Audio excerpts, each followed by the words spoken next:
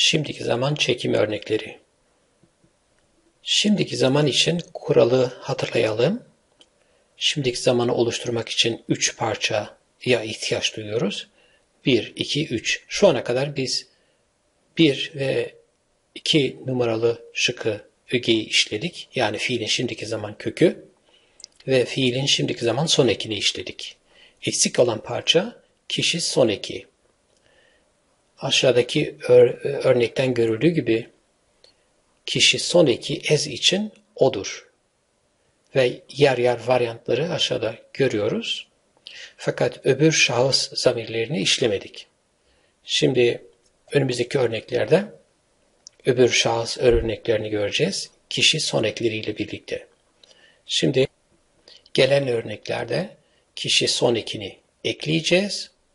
Tüm şahıs zamirleri için ve böylelikle tüm paketi yani her 3 şıkı görmüş olacağız. İlk örneği basit fiillerde olumlu çekim örneğine bakalım. When'de fiili. Bu örneği artık tanıyoruz. En baştan beri bu örneği vermiştim. As waneno. Ben okuyorum. Birinci tekil şahıs için. Şu ana kadar one, bir de en. Birinci ve ikinci ögeyi işledik. Şimdi vurgu burada. Waneno. Kişi son eki burada. Şimdi öbür şahıs emirlerini görelim. Evet. İkinci tekil şahıs t, tu, wanena. Son ek burada. Kişi son eki a kırmızı olan. O waneno. A wanena. Evet. Sen okuyorsun. O okuyor. O okuyor. Ma waneni mi? Siz okuyorsunuz. Smaşma waneni. Siz okuyorsunuz. İyi waneni. Onlar okuyorlar. Daha önceki videolardan biliyoruz ki Zazaca'da eril dişil farkı olduğu için üçüncü tekil tekil eril ve üçüncü tekil dişilde ayrı kişi son ekleri var. Eril için o, waneno ve dişil için a, wanena. O okuyor. Türkçe'de her ikisi de o okuyora denk düşüyor. Ek olarak ikinci bir örneğe bakalım. Bu basit fiillerde olumlu çekim için. Şimdi şahıs zamiri yerine o, a, e yerine şimdi bir isim kullanalım. Orada durum nasıl bir görelim. O waneno yerine yani o okuyor. Lacek kitap waneno veya lajek veya lazek kitap waneno. Erkek çocuk kitap okuyor.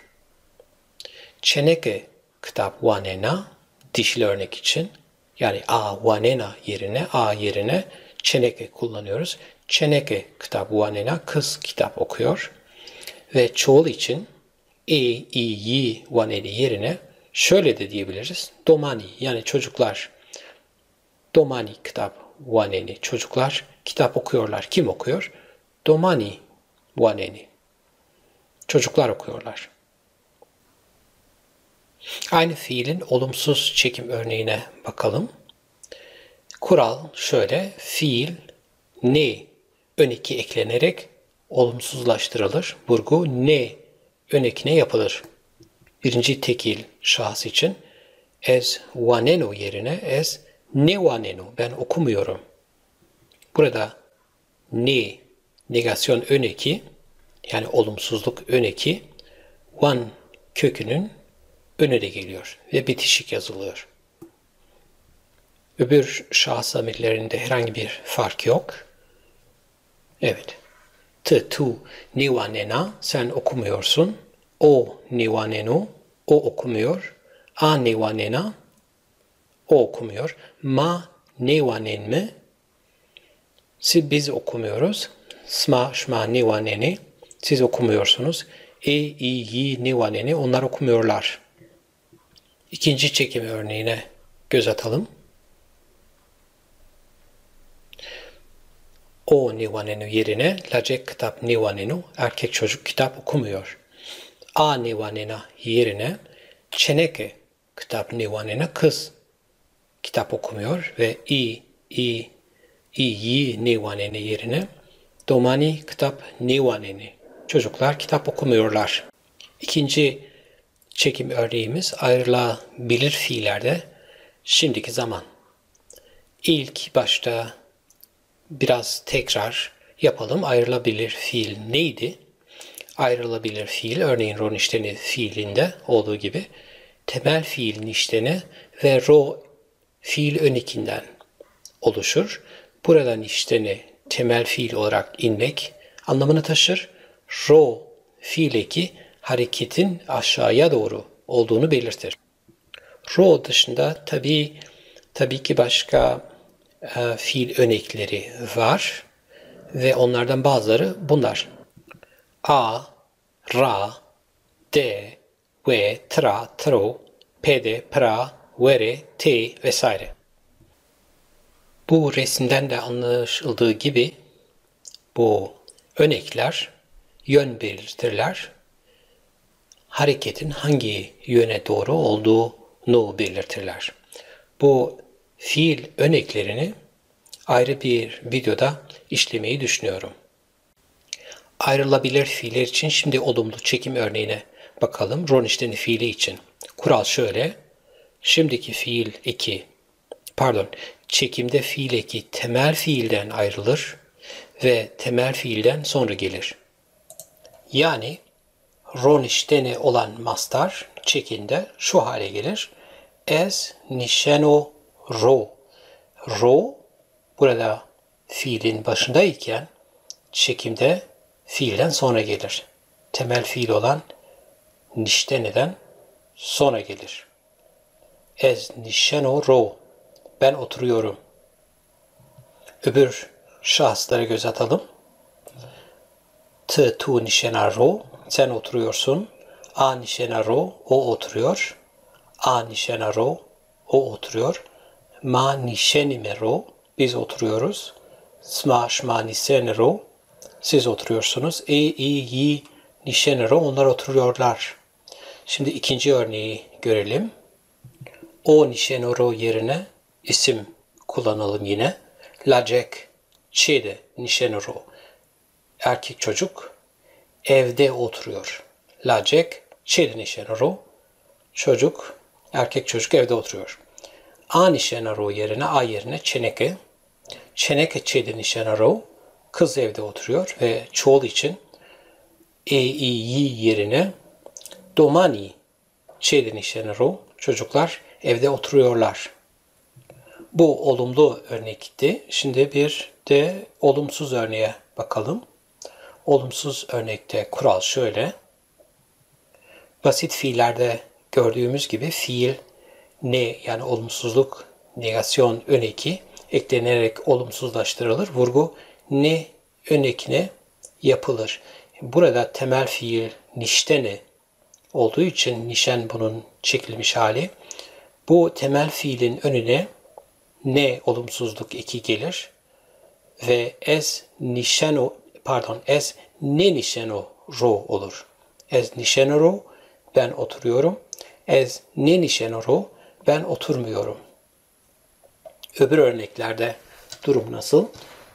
Tu ne nişeno ro sen oturmuyorsun. O ne nişeno ro o oturmuyor. A ne nişeno ro o oturmuyor. Ma ne nişeno ro biz oturmuyoruz.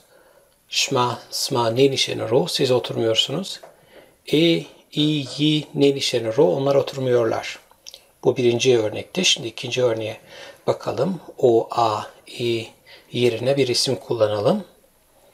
Tabii bu isim yerine özel isim de kullanılabilir. Lacek yerine usar kullanılabilir. Çenek yerine aşme kullanılabilir. Yani özel isimler. Lacek çede ne nişeno ro. Erkek çocuk evde oturmuyor. A ne nişeno ro yerine çeneke. Çeneke çede ne nişeno ro. Kız evde oturmuyor ve yerine domani çede ne nişeno ro. Çocuklar evde oturmuyorlar. Basit ve ayrılabilir fiillerden sonra şimdi gelelim son kategoriye ya da son fiil tipine. Fiil Birleşik fiillerde şimdiki zaman. Birleşik fiilleri 4 ana kategoriye ayırdım. Şu şekilde. Teker teker gözden geçirelim. İlk kategori isim artı fiil. Burada bir birleşik fiil, örneğin boy, kerdeni, koklamak şu parçadan oluşur. Burada birinci parça boy, isim. İkinci parça fiil, kerdeni. Boy, koku, kerdeni yapmak, etmek. Bir araya geldiğinde boy, kerdeni, koklamak anlamına geliyor. Aynı şekilde B, sıfat. Sıfat artı fiil. Pil, kerdeni. Burada sıfat. Pil sıfattır. Kerdeni yine fiil. Ve bir araya geldiğinde büyük, yapmak, büyütmek. Üçüncü kategori ön edat artı hedef nesnesi zamiri artı fiil. Örnek eracı dayeni veya racı dayeni. Burada ön edat ra veya era, hedef nesnesi zamiri c ve fiil dayeni. Şunu eklemek gerekiyor. Bazı ağızlarda, örneğin Ovacık ağzında bu ön edat kullanılmıyor. Örneğin şöyle denilir çoğu yerde: ez nondan rato veya ez nondan erato. Ben sana ekmek veriyorum için. Fakat Ovacık'ta örneğin şöyle denilir: ez non danto. Ez nan danto. Ben sana ekmek veriyorum. Dördüncü örnek diğer artı fiil. Burada diğer vindi için geçiyor ve kerdeni yine fiil. Neden diğer? Yani vindi kerdeni kaybetmek anlamına geliyor. Fakat vindi tek başına vindinin tek başına herhangi bir anlamı yok. Onun için diğer olarak adlandırdım. Bunlar 4 ayrı birleşik fiil türü idi. Öyle adlandıralım. Birleşik fiil türü. Şimdi bu 4 ayrı birleşik fiil türünde çekim nasıl yapılır? Onu bir görelim. Bu 4 ayrı grubu ya fiil çekimler açısından, çekim açısından 2 gruba ayırabiliriz. Birinci grup şu. A'da olduğu gibi isim artı fiil. Çekimde isim başta, fiil sonda kalır ve çekime uğrar. İkinci grupta, yani B, C ve D için geçerli bu kural. Çekimde fiil başa gelir ve çekime uğrar. Fiil dışındaki tüm diğer ögeler, örneğin sıfat burada, ön edat, hedef nesnesi zamiri ve diğer sona gelirler. Bu iki tür çekim metodunu anlaşılabilir kılmak için 2 tane örnek hazırladım. Bir tane örnek A için, bir tane örnek B için. Şimdi gelin bu 2 örneği görelim. Bir olumlu ve bir de olumsuz örnek olarak. A ile başlayalım. Birleşik fiillerde olumlu şimdiki zaman çekim örneği boy kerdeni fiili için. Birinci tekil şahıs ez boy keno. Ben kokluyorum. Kural burada hatırlayalım. Çekimde isim başta, fiil sonda kalır ve çekime uğrar. Burada isim boy başta kalır ve fiil kerdene çekime uğrar ve sona kalır fiil. Boy keno, ben kokluyorum. Öbür şahıs zamirlerine bakalım. Tu boy kena, sen kokluyorsun. O boy keno, o kokluyor. A boy kena, o kokluyor. Ma boy kenimi, biz kokluyoruz. Şma sma boy keni, siz kokluyorsunuz. I yi boy keni, onlar kokluyorlar. İkinci örneği görelim. Evet, daha önceki örneklerde gördüğümüz gibi şimdi o a, i yerine isim kullanalım. Lacek veya lajek veya lazek vilke boykeno erkek çocuk çiçeği kokluyor. Çeneke vilke boykena kız çiçeği kokluyor ve e, i, i yerine domani vilke boykeni çocuklar çiçeği kokluyorlar. Bu olumlu örnekten sonra şimdi bir de olumsuz örneğe bakalım. Bu kuralı biliyoruz. Fiil negasyon eki olan ne ön eki eklenerek olumsuzlaştırılır. Vurgu ne ön ekine yapılır. Ez boy nekenu. Yani burada kerdene fiildir ve bu negasyon eki, olumsuzluk ön eki fiilin başına gelir. Aynı basit fiillerde ve ayrılabilir fiillerde olduğu gibi. Burada herhangi bir fark yok. Öbür şahıs zamirlerini görelim.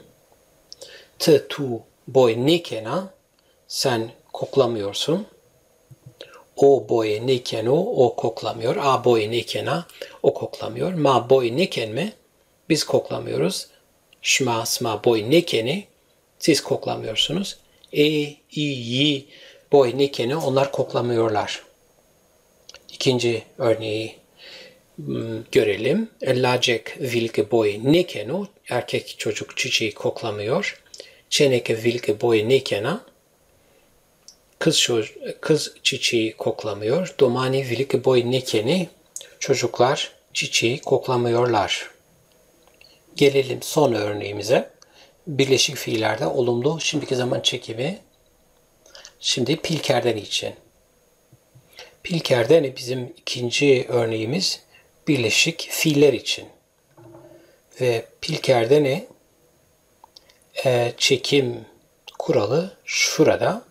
A'yı gördük. Şimdi sıra B ile D için geçerli olan kuralda. Kuralı hatırlayalım. Çekimde fiil başa gelir ve çekime uğrar. Fiil dışındaki diğer tüm öğeler, yani burada pil sıfat veya ön edat ve ref nesnesi zamiri ve diğer sona gelirler. Fiilin mastar hali pilkerdene, fakat çekime uğradığında şimdiki zamanda şu hale gelir. Es keno pil, yani pil kerdene de pil başta ve kerdene sondayken fiilin çekime uğradığı hal bu. Yani burada pil sona gelir ve fiil başa gelir. Es keno pil. Yani es pil keno yerine es keno pil. Birinci şahıs için ben büyütüyorum. Öbür şahıs zamirleri şöyle. T, tu, kena pil. Sen büyütüyorsun. O keno pil. O büyütüyor. A kena pil. O büyütüyor. Ma kenme pil. Biz büyütüyoruz. Şma sma kene pil. Siz büyütüyorsunuz. E, i, yi kene pil. Onlar büyütüyorlar. İkinci örneğe bakalım. Pi, yani o yerine pi çeneke keno pil. Baba kız çocuğu büyütüyor. A kena pil yerine mai çeneke kena pil. Anne kız çocuğu büyütüyor. I, yi yerine maupi. Burada iki kişi. Maupi çeneke kene pil. Ebeveynler kız çocuğu büyütüyorlar. Bu olumlu örnek idi. Şimdi olumsuz örneğe bakalım. Evet, değişen bir şey yok. Bizim negasyon veya olumsuzluk ön eki kuralı aynı şekilde burada ve fiilin başına geliyor. Birinci şahıs tekil ez nekenopil. Ben büyütmüyorum. T, tu nekenapil. Sen büyütmüyorsun. O nekenopil. O büyütmüyor. A nekenapil. O büyütmüyor. Ma nekenmepil. Biz büyütmüyoruz. Şma, sma, nekeni pil. Siz büyütmüyorsunuz. E, i, y, nekeni pil. Onlar büyütmüyorlar. Son olarak ikinci örneği görelim. Pi domani nekeno pil. Baba çocuğu büyütmüyor. Mai domani nekena pil. Anne çocuğu büyütmüyor. Maupi domani nekene pil. Ebeveynler çocuğu büyütmüyorlar. Son olarak gelelim kaynaklara. Bu videoyu hazırlamak için bazı kaynaklardan yararlandım. Bu kaynaklar hangileridir? Burada görüyorsunuz sayfalarıyla birlikte. Bazı slaytlarda dipnot düştüm ve buradaki numaralar oradaki dipnotlara denk düşen, tekabül eden numaralar. Dersimiz burada bitiyor. Eğer daha sonra yayınlanacak dersleri kaçırmak istemiyorsanız kanalımıza abone olun. Anında haberdar olursunuz yeni dersler eklendiğinde. Peki bu videoda bahsi geçen kurallar, şimdiki zaman için bahsi geçen kurallar sizin konuştuğunuz ağız içinde geçerli mi? Eğer geçerli değilse nedir fark? Bu farkları bize yorum kısmında bizimle paylaşırsanız öbür arkadaşlar da yararlanmış olur. Biz de yararlanmış oluruz. Teşekkürler. Kolay gelsin.